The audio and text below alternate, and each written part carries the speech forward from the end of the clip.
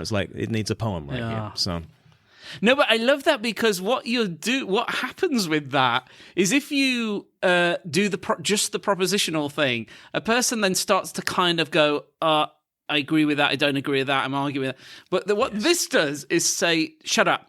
Like, just listen. Listen to the story. And you're suddenly affected by it, not in a different way. Yes. And you're thinking differently before you even know you are. Like it's influenced you, and it's sort of bypassed what you think. I know stuff, and it's like, shut up, you don't know stuff. And then it's just kind of making you think and look and feel differently without you having any say almost in it. Yes, because people are trapped in their imaginations. Yeah. And we think of our imagination as like an IMAX cinema, and it's great. Yeah. And Paul says it's a bit more like the walls of Jericho, and you're a prisoner of them. Yeah.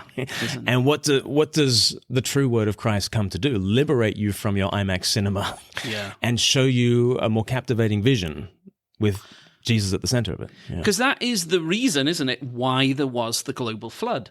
Mm-hmm. Yeah, literally, the imagination. The imagination. So it's as if, it wasn't the individual bad behaviors that the Lord says, because it's almost like he said, we can do something about those. But if every imagination of the human heart is only trapped in it, he's like, actually, we need to just. That is so primal, so deep. Of course, that's going to lead to bad behaviors, but the thing that I got to get rid of is the imaginations thing. Yes. Yeah. Can I read out a poem by George Herbert, which I think does this beautifully? And I think it interacts with what we're saying about... So if for the last 300 years we've been thinking about life as a machine, the world is a machine, and what does life in this world look like? It looks like grabbing the levers of power and pulling them with all my might. And if it doesn't work this time, then just keep on pulling harder, right? So what does prayer become? Like, prayer is either the sort of incantation that might twist God's arm, or it's pageantry. And why bother? You know, because the earth is going to grind along the way that it always grinds along according to iron laws of physics. And prayer is probably the first casualty of that imaginative world. Well then, listen to a world that is kind of built for you by George Herbert as he describes what prayer is. Prayer, the church's banquet, angels' age, God's breath in man returning to his birth, the soul in paraphrase, heart in pilgrimage.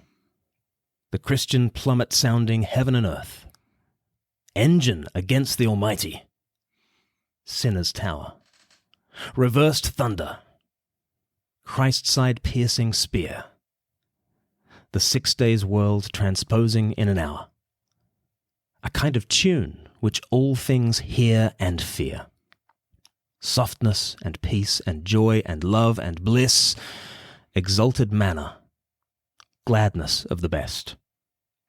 Heaven in ordinary, man well dressed. The Milky Way, the bird of paradise, church bells beyond the stars heard, the soul's blood, the land of spices, something understood. Oh, man, that's just, you just want to pray, don't you? That's just, right. Yeah. Oh, man, it's so emotional, that one. It's just like, oh, wow. And it's doing that likening thing, isn't it? Prayer is that, like, think about it, it's like this. It's like the Christ side-piercing spear. Oh, my goodness. But it's also like a land of spices. And you just sit with these... Or just something understood when it ends with just something that you're like... And you're, Yeah. Like, all... And that... Just that, it I want to say it has more of an impact on you to pray than like a whole book. Yes. Just that you want to just like, I want to learn that. I want to go over it because that is the power of an entire like volume condensed. And maybe more so because of its compactness and power and imagery and so on. Yeah. And poetry does that. It compresses things, it names things, it likens things, and it helps you to dwell on something. Yeah. And it does kind of reveal things that you cannot get at any other way. I remember, this is like maybe 20 years ago or something. No, yeah, maybe. I remember I would, in the morning, running the children to school. No, it was maybe 15 years ago. And then I remember we had a cassette tape with a reading of, is it Sohrab and Rustum? Mm-hmm. Is it Matthew Arnold? Mm-hmm. And... we said, and it take about the whole poem probably maybe takes an hour, but it would be a 15-minute journey. So in the morning we heard 15 minutes, on the way back 15 minutes, and like that. So over 2 days. And then I think it was on the third day, we were going in the morning. No, we came back, that's it. And I remember it was so powerful, this story about these ancient father and I don't want to say what it is because I don't want to spoil it, because it's a twist, the ending of it. But it was so powerful. I had to pull the car over because I was like weeping about the power of it, and the kids were like it too.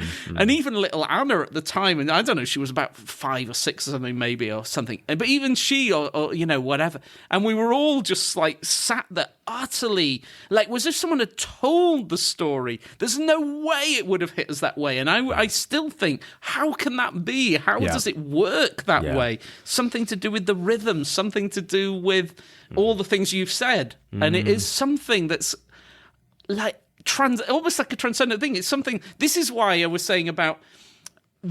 I'm sure the members of the Trinity speak poetically to one another, because why not? It's the highest way of using words, the most powerful, the most impactful, the most condensed. Yeah. Yeah. And again, going back to what I said at the beginning, like, I'm tempted to think, okay, those words played a trick on you and, tugged at your heartstrings or made certain synapses fire or that kind of thing. But that doesn't really do it. It doesn't do it. It doesn't do it. No. You're in touch with something primordial. It is primordial. And I always think with Jesus of Nazareth, if you were hanging around with him, the reason he'd be so ridiculously compelling and people trampling each other to listen to everything he said, I think he'd be almost like a rapper or something, so that everything he said would have been almost poetically and rhythm and melody and weight. And so, when they're trying to capture it, and sometimes people say, oh, but they all, like the synoptics, they all seem to be using exactly the same form of words to describe what happens. I'm like, that may be the modern idea that they're copying off each other. It just may be that they're so compelling, the way that he said things, that they just said, oh, you got it, that's what he said. And that it must have been, when people must have just come and said, oh, I'm struggling with this in life, and he'd just say, like a story or something that would utterly transform. Yeah. Do you know?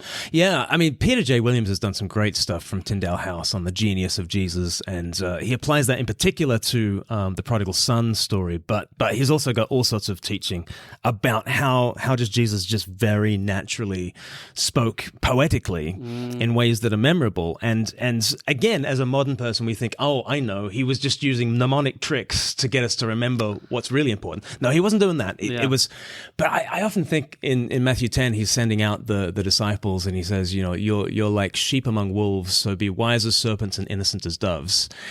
And like modern people were like, oh, you're mixing your metaphors there, Jesus. You shouldn't do that. Yeah. You need to have one clear point, but actually compacted into one sentence. He's got 4 animals. Okay, you're a sheep.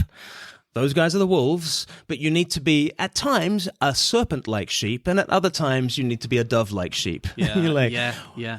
And you could at that point say, that doesn't make any sense, it's confused. Or you could say, that is like the richest kind of symbolism, and it will take me a month just to like think through that, Because the Herbert thing was like that. It was absolutely just piling one image on another. And you might say, stop it, just stick with one thing and explore it properly. And he's like, nah, I'm not going to do that. I'm just going to hit you with another one and another one and another one. And they're not necessarily sequentially related or anything like that. I'm just going to do it. And it's much more powerful to do that. Yeah. So that kind of I always think there have been ages when poetry's more appreciated than now or whatever, but now it is sort of appreciated, but people don't always know about how much it's impacting them with popular songs and things like that. But it's like there's this feeling that how brilliant it is to hear the world described poetically. And then let's say this, that Jesus is the greatest poet there's ever been. I'm going to say that. Jesus knows the greatest poet there's ever been. And that to be hanging around him would just be he'd be like amazing things. He'd be saying with that rhythm, the melody, the richness of words, all of that kind of thing. But it's incredibly accessibly as well, because all the common people loved it. So it wasn't as if it was some esoteric kind of cutting-edge James Joyce kind of thing that hardly anyone understands what's going on. And he's no, it isn't like that. But if that's what he is, what if he's... And that when you said words create things, and that, like, in his case, his words are so powerful that he can then, like, the weather is a storm, and he can just say, listen, peace. And he speaks to it in such a way that it pays attention to these words. This word weaver can talk to like weather, demons, anything, and they do what this one says. So powerful are these words. That's worth thinking about in itself. But now he's ascended, and he's still weaving the words. And I wanted to just ask you what, like, in Hebrews chapter 1, I'll go with the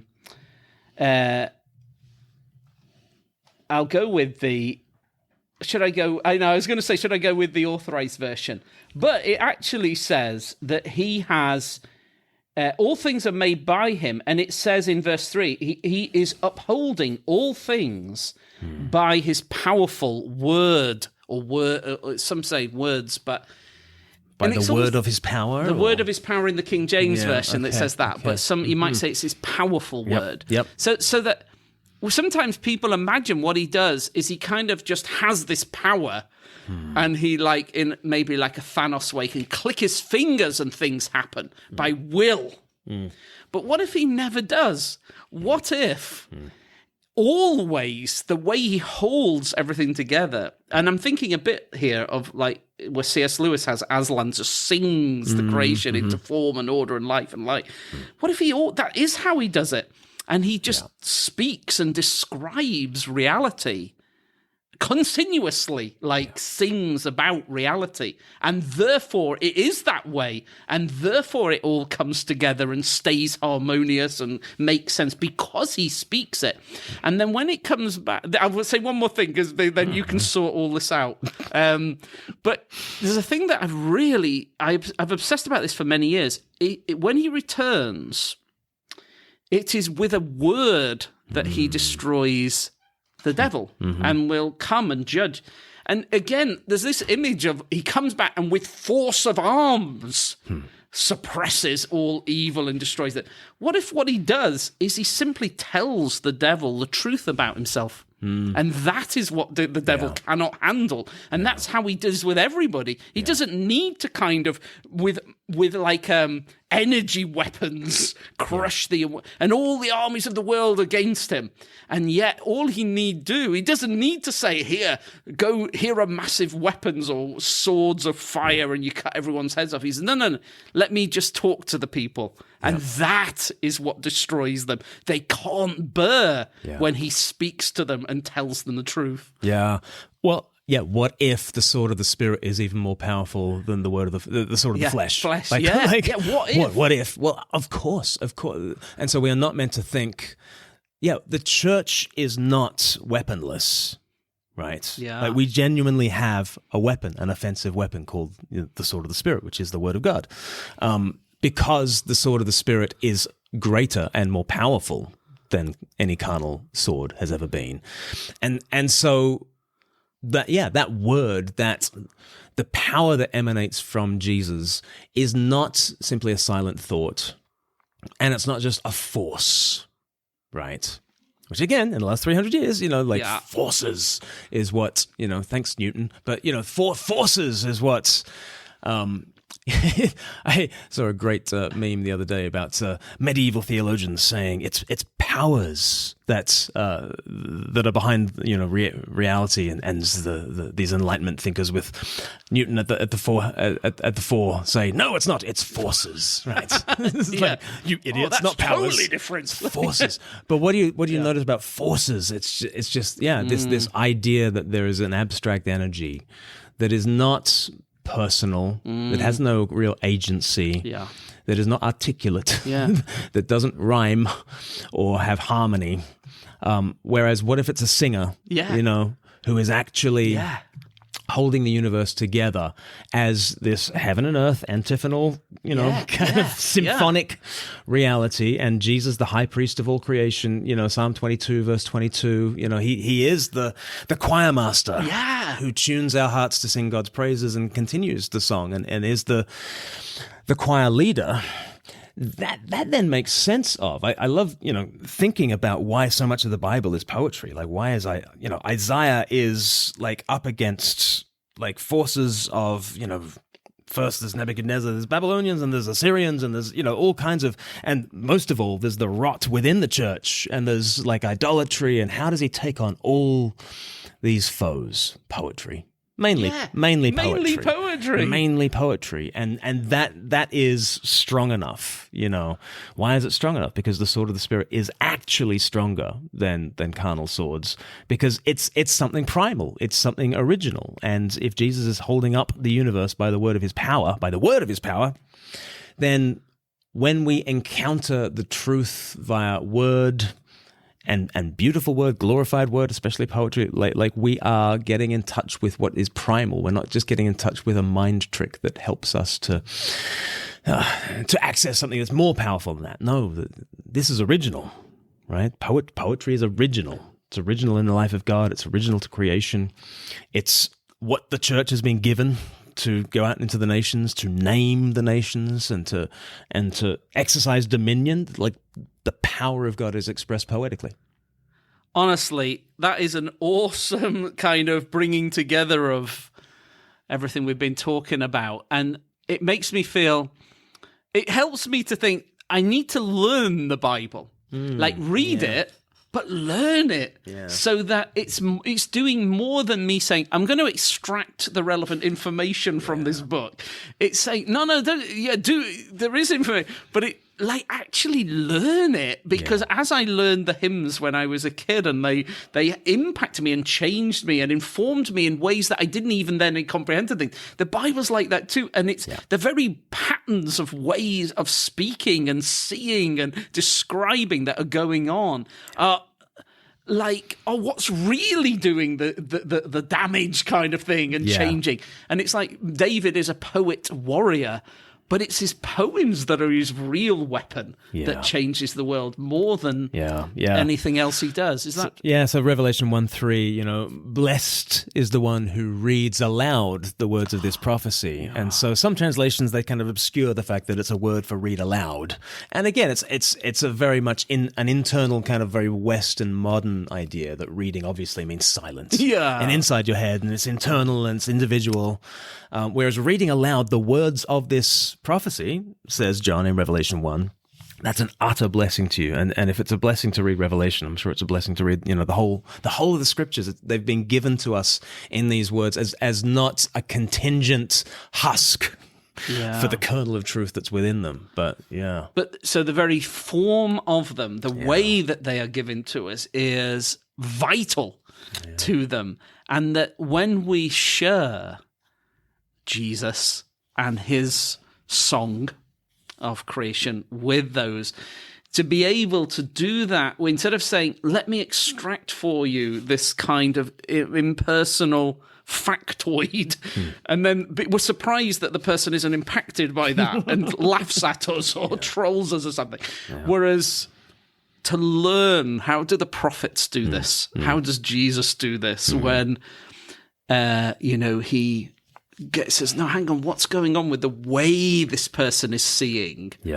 Because I notice, like, preachers from the past, I'm going to be a little bit controversial in the sense that I know I have been known to be, but it's like, I think one of the reasons that a lot of modern preaching is rubbish is because it is gone with the Enlightenment idea that what I'm trying to do is educate, and it's an informative process. And so literally, it's like a chat lecture.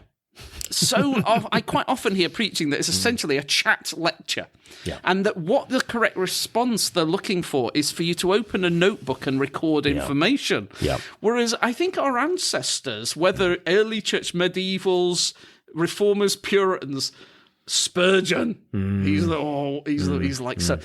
They would just not even comprehend what that was even about. Like the way, like, I know Owen Batstone sort of argues that rap comes from the preachers of the 18th century, 19th century, early 20th century. And it does because they have a rhythm. Yeah. And there's a kind of way of preaching is much real, is really poetic. It's supposed to be. Yeah. And with all the rhythm, the melody, the rhetoric of that. Yeah. And that is what you go away. Like, sometimes I'm like, oh man, like I encountered Jesus. Yeah. I'm transformed, like I'm changed by, and like I haven't taken necessarily any notes. It never crossed my mind to put down a few bullet points, something. No. Do you know what I'm saying? Yeah. The preacher has not done their job. If you want to write down the 3 points beginning with P, this is convicting because like on Sunday I preached on, there's 1 Thessalonians 5, a beautiful bit that says, rejoice always, pray continually, give thanks in every circumstance, for this is God's will for you in Christ Jesus.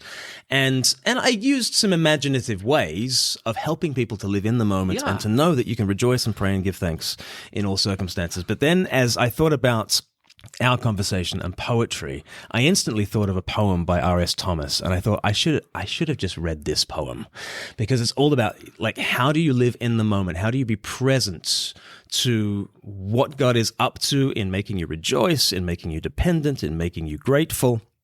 Here's R.S. Thomas. He's a Welsh pastor and poet from the last century. The Bright Field, it's called.